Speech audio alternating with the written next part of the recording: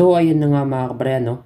Matagal na nating hinahanap tong barya na to at nagtaon po itong year 2006.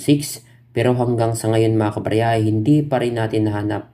Talagang napakahirap at napakailap ng baryang ito. At tinuturing nila itong hard to find coins, yung year 2006 mga kabarya, no? Hanggang sa ngayon mga kabarya ay ito pa rin yung butas sa aking koleksyon. At baka meron kayong mahanap nun mga kabarya ay pwede nyo akong i-PM at kaya nating bilhin yan hanggang 5,000 to 6,000 pesos mga kabarya, no? Year 2006 mga kabarya. So sa new generation natin mga kabarya, ang hinahanap ko naman ay year 2017. So kung makikita nyo dyan mga kabarya, yung dalawa na lang po ang kulang sa BSP series natin na 25 centavo. So minamaliit lang naman to ng lahat mga kabarya kasi nga maliit nga siya at hindi na pinapansin. Pero hindi nila alam mga kabarya na yung halaga